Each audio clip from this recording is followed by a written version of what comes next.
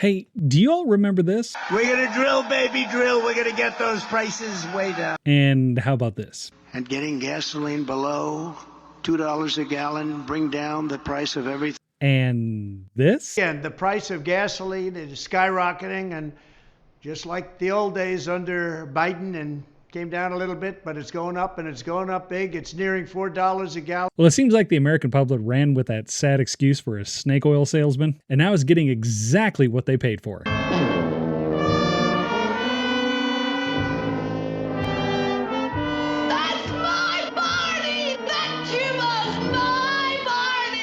Wonderful, Barney. Trump promised to bring grocery prices down. But now with the tariffs in place, you'll see a minimum of a 10% increase on food at the grocery store. Things like beef and dairy will be less affected by this. But it's not like we can eat roast beef and cheese sandwiches from Arby's until this blows over. He also promised to bring down gas, but you don't do that by starting a war in the Middle East. I mean, anybody who has the ability to read beyond an 8th grade level can tell you that when Arab states are in conflict, we all suffer at the pump.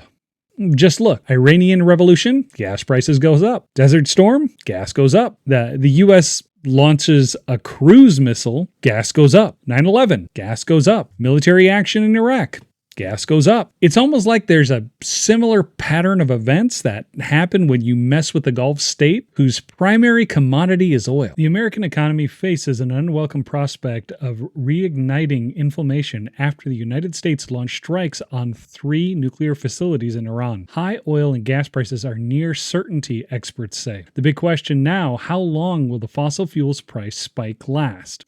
Oil prices are expected to rise about $5 per barrel when markets open on Sunday night, U.S. time, according to experts. We are looking at $80 oil on the open. Andy Lipow of Lipow Oil Associates said, U.S. oil hasn't closed above $80 a barrel since January and has largely hovered between $60 and $75 a barrel since August 2024. Relatively tame oil prices have lowered gas prices to below $3 a gallon in many parts of the country, a major source of price relief for inflation-weary customers. It's unclear if any major spike in oil prices will be sustained for a long period. $5 per barrel of crude may not seem like a lot, a few extra cents per gallon. But for someone who claimed $1.98 per gallon, You have gasoline that hit $1.98 yesterday in a couple of states. Energy is going down. I see that we had a couple of states where gasoline was at $1.98. which was factually incorrect. You said no, the lie detector determined that was a lie. You don't say. Trump tell a lie or make a half-truth, pun intended. Say it isn't so. Any increase should be treated as a failure, especially if that increase is sustained for an extended period of time. The lowest at the time of his claim was in Tennessee and Mississippi, where the average was around $2.69. $3.16 was for the national average. While this is a rudimentary way to look at gas prices, we're talking about averages. Usually $25 a crude barrel costs roughly $1 per gallon of gas at the pump. So if the price goes up $5 per barrel, you can expect about 20 cents per gallon increase in price. Now, I will say there are many other factors involved. As the U.S. gets oil from a multitude of different trading partners, there's refining costs, distributions, state taxes, state regulations, and other things that cause increases. But this is just some quick math for averages.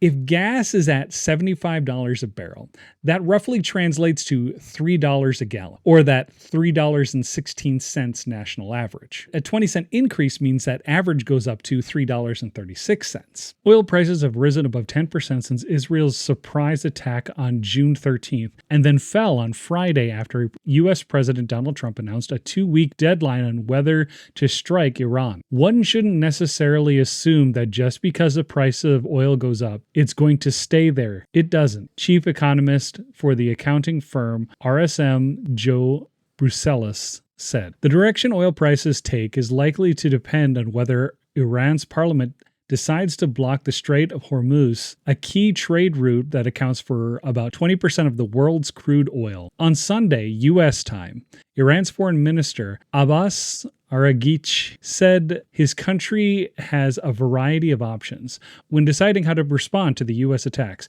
and a prominent advisor to Iran's supreme leader has already called for the closure of the Strait of Hormuz. President of consulting firm Rapidan Energy Group and former energy advisor to the president, George W. Bush, Bob McNally, said that should Iran cut off the world's oil supply by closing the strait, it would risk more military force from the United States and its allies. Iran could also attack infrastructure in the Persian Gulf that treats and exports oil and gas. It's possible that they will decide that the only thing that can dissuade President Trump is a fear of an oil price spike, he said. They actually have to create that fear. Now, why is the Strait of Hormuz so important? Well, all of those Gulf states run their oil tankers through the strait. Iran can bottleneck distribution, causing a supply shortage and a price spike. Now, Saudi Arabia, for years, has been cutting production in order to artificially inflate the price of crude to pad their pockets. All you have to do is check the dips in the chart. I'm going to throw up a little bit in my mouth with this, but when Biden distributed the Strategic Petroleum Reserve during March of 2022,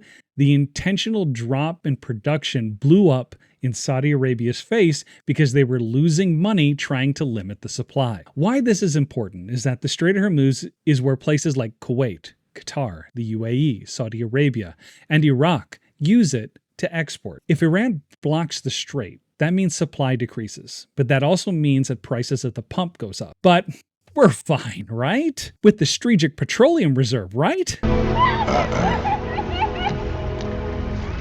That's bait. As you can tell by my tone, of course not. Who would be that petty little and destroy one of the only mechanisms that we have to make sure that we aren't being price gouged at the pump, all because a previous president got credit for using it?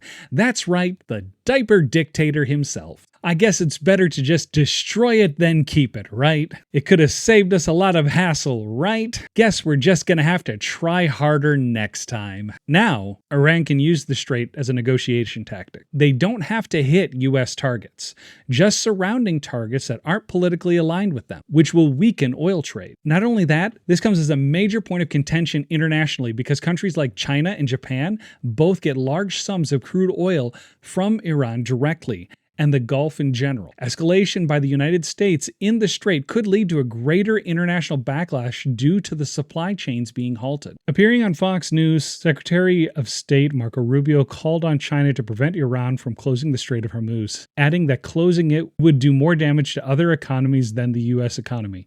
China buys 1/3 of all oil that comes from the Persian Gulf, while the United States buys less than 3%. I encourage the Chinese government in Beijing to call them about that, because they heavily depend on the Straits of Hormuz for that oil, Rubio said. Meanwhile, American consumers may soon feel a price shock at the pump. It takes 5 days or so for stations to pass along the prices they see in one day. If oil markets do surge today and then tomorrow, it could start showing up at the pump in a matter of hours. Vice President of Petroleum Analysis at GasBuddy, a fuel tracking platform, Patrick DeHaan said, according to Lipao, should the Strait of Hormuz be affected, the price of oil could rise to $100 a barrel, which would raise gas and diesel prices to about 75 cents per gallon from recent levels. Meanwhile, U.S. trade policies combined with the war in Iran strongly suggest inflation will be moving faster and higher over the next 90 days, according to Brussels. Many mainstream economists argue that the low inflation of the spring represents a calm before the summer storm, when they expect the prices to rise because of Trump's tariffs. Right now, with the blanket tariffs and subtle hints of expansionism and alienating our allies, the last thing we should be doing is messing around with trade partners because it doesn't affect us. You're going to see adversaries and allies begin to distance themselves further from us. The US isn't going to be the superpower it once was. And something like BRICS is going to be looking like a real possibility in changing the dollar as the world currency. Look, I'm going to level with you. I hope this doesn't crash the US dollar for all the people in the US. But also, I don't live in the US and I'm not employed in the US either. So it doesn't really hurt me. Just saying. $100 a barrel using the math previously means that the average is going to look like $4 a gallon at the pump. And remember, when gas prices increase, it isn't just your transportation that suffers. Trucking, shipping, farming, fishing. Any industry that requires gas or diesel-powered vehicles is going to see an increase in prices all around. So now, for you as a consumer, on top of the pump price increase, the tariff increases, the rate of inflation, you now have to deal with further price increases due to gas consumption by all the products and services you rely on. There's no way around this, and you know exactly who to blame. This is the captain. Brace for impact. Hi there, this is Desperado Sensei with FOFA News.